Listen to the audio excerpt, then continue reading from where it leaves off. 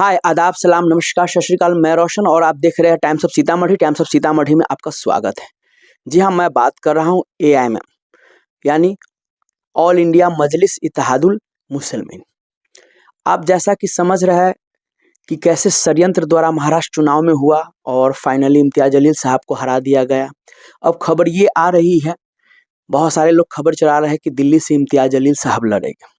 बहुत सारे लोग, जितनी मुँह उतनी बातें। बहुत सारे लोग बोल रहे हैं कि तेलंगाना के बाहर एएमएम को चुनाव नहीं लड़ना चाहिए। बहुत सारे लोग बोल रहे हैं कि एएमएम का नाम चेंज कर देना चाहिए।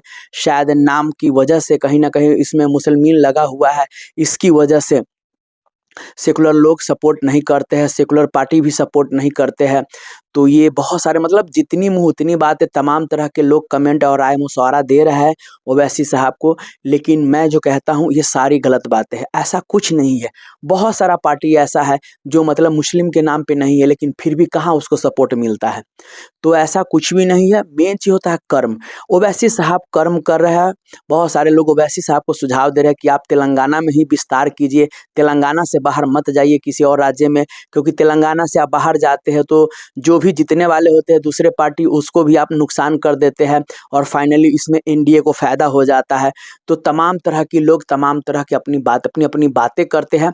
जी हाँ, लेकिन मेरा मानना यही है कि ऐसा कुछ भी नहीं है। ये लोग का अपना व्यक्तिगत राय विचार हो सकता है, लेकिन ऐसा कुछ नहीं है।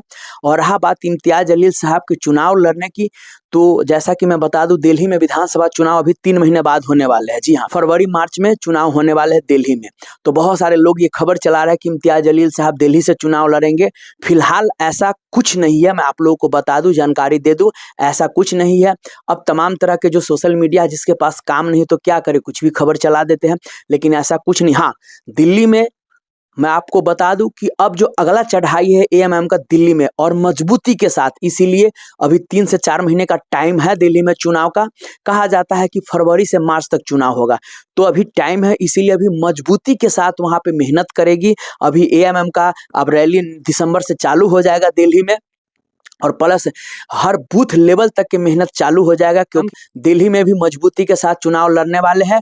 और मैं बता दूं आपको कितने सीट पे एएमएम दिल्ली में चुनाव लड़ेगी, तो ये अभी फाइनल नहीं हुआ है। लेकिन जिस इलाके में, जिस विधानसभा में मुस्लिम का वोट प्रतिशत ज़्यादा है, उस विधानसभा में ओवैसी साहब अपनी पार्टी को लड़वाएंगे। जी हाँ, यानी एएमएम पार्टी उस विधानसभा से चुनाव लड़ेंगे।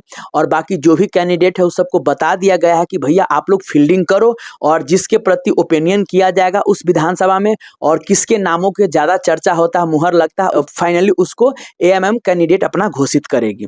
तो ये तमाम तरह की बातें हैं। लेकिन मैं आपको बता दूं, इम्तियाज जलील साहब अगर दिल्ली से चुनाव लड़ रहे हैं तो ऐसा कुछ भी नहीं है, ये मनगढ़ंत कहानी है।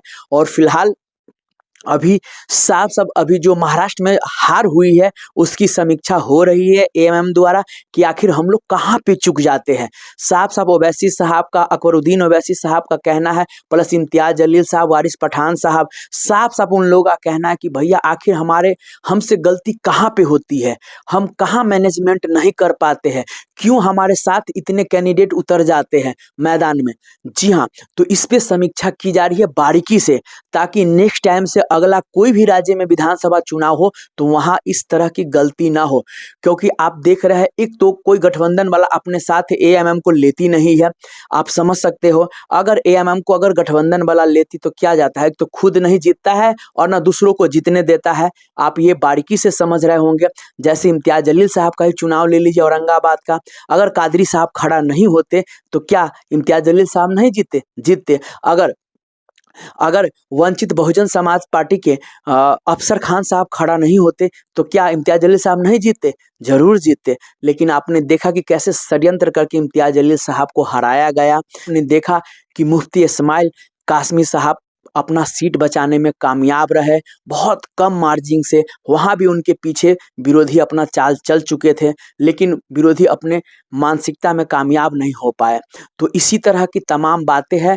विशेष ऐसा कुछ नहीं कि पार्टी के नाम चेंज करने से पार्टी में बहुत सारा बढ़ोतरी होगा, पार्टी का नाम चेंज कर देने से पार्टी एकदम से ग्रो कर जाएगी, ऐसा कुछ नहीं है।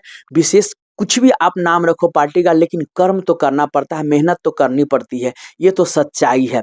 अगर वाक़ई में अगर अकबरुद्दीन ओवैसी साहब या ओवैसी साहब को वैसा लगता है कि अगर मेरा पार्टी का नाम चेंज करने से अगर कुछ अच्छा होता है, तो ओवैसी साहब उससे भी पीछे नहीं रहेंगे। विशेष आप लोगों का क्या राय विचार है? क्या वाक़ई में पार्टी का नाम चेंज करना चाहिए? या जो पार्टी का नाम है वही वही होना चाहिए?